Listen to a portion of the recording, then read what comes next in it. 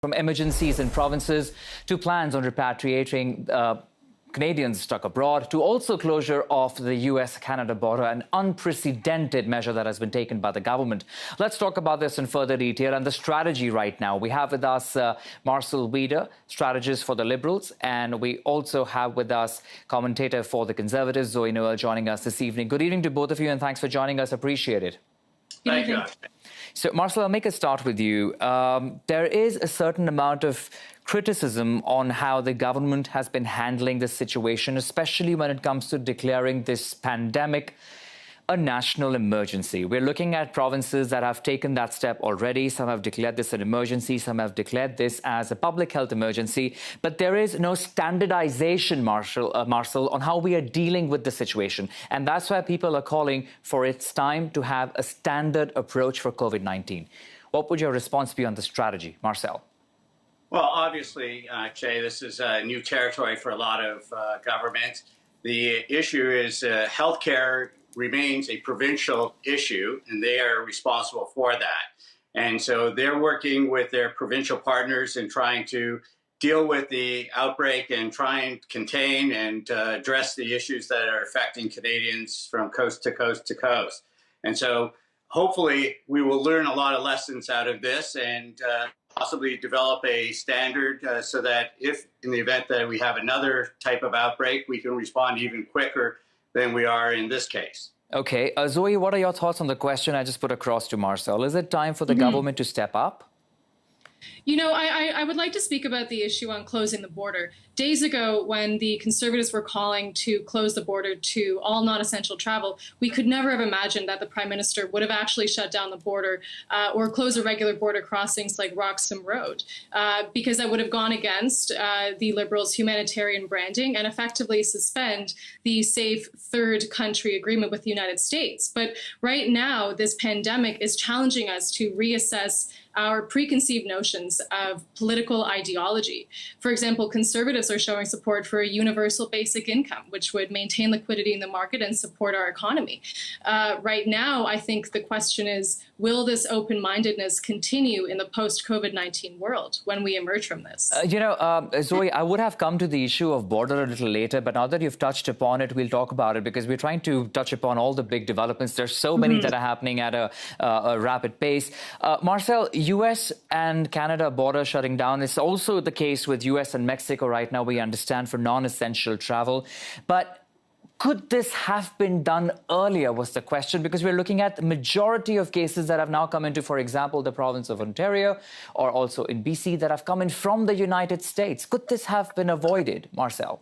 So, Akshay, one of the issues that we have to deal with is working with the U.S. government, working with the Trump administration, and ensuring that it's not just a one-sided, it has to be on both sides. It's not just for Canada to close the borders, but it also has to be for the U.S. But Marcel, sorry for interrupting you there, but if you look at the approach, a lot of people have also criticized the Trump administration on the manner in which they have dealt with the pandemic in the first place. So if you have to work with... That's true. That's true. So why did we have to wait? Because the priority is Canadians.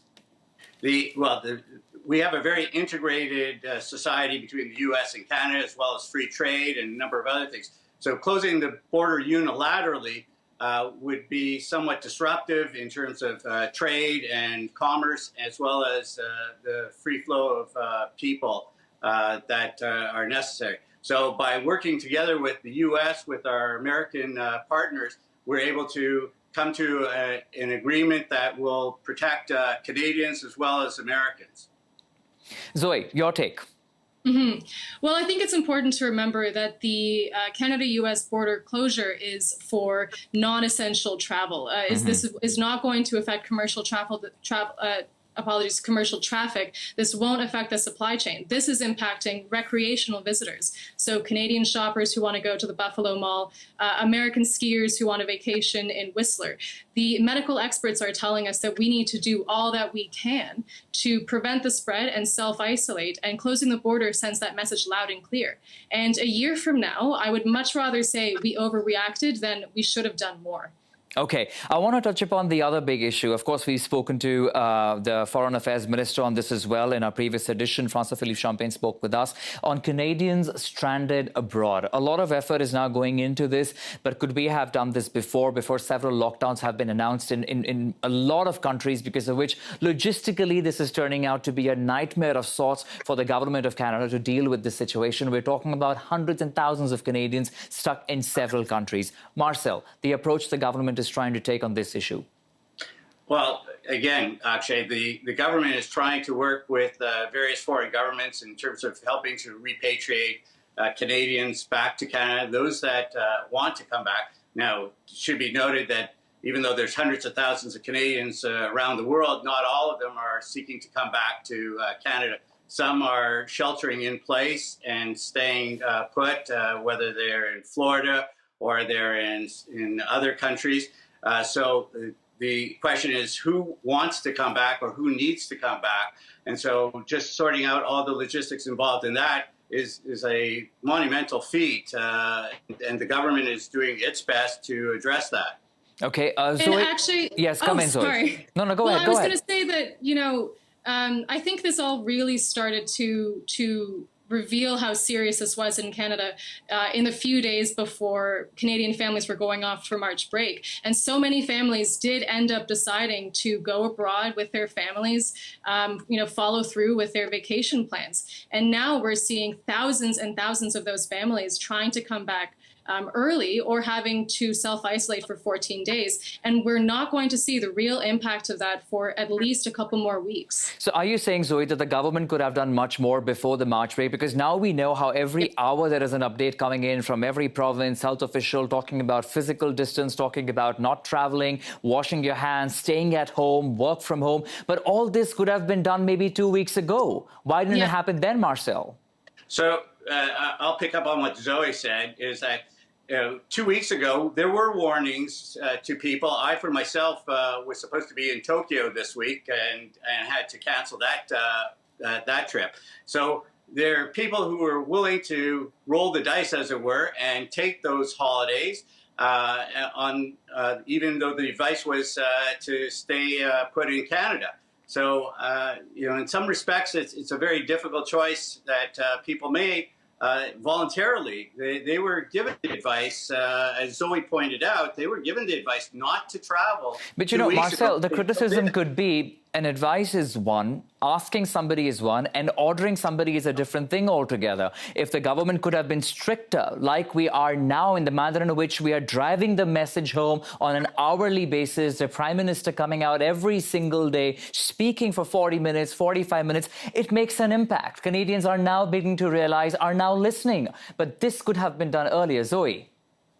Yes, I completely think this should have been done earlier. I think that the government was in a position to put in very aggressive measures as early as possible.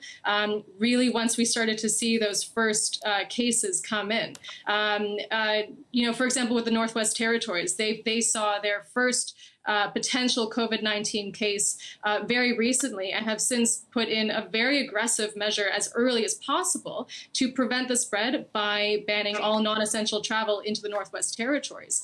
I think that's especially important as we consider how difficult many areas of the Northwest Territories are to deliver medical supplies. Okay, so we are in this. Definitely agree that the government could have done more sooner and faster. It's very easy to play Monday morning quarterback on this sort of thing. The government is working with the top health officials and trying to make sure that they are doing their best efforts at communicating to Canadians what issues are and how to best deal with it. And so, yes, Zoe can play Monday morning quarterback all she wants and say that it should be done this and we should have done that. But I think that the government is working and keeping, and here's something that's important to keep in mind is that the government is consulting with the opposition and keeping them fully briefed. And I have to give credit to Andrew Scheer, to Jagmeet Singh. They're all working together, not politicizing this. Zoe wants to, but trying to help. Marcel, I'm going to step in there right now because we're running out of time, but I do want to say we are in this now together. And of course, we have to listen to what the officials are saying. And if each one of us does our bit, we will prevail. Thank you so much, Marcel Wieder, Zoe Knowles, for joining us this evening. Appreciate it.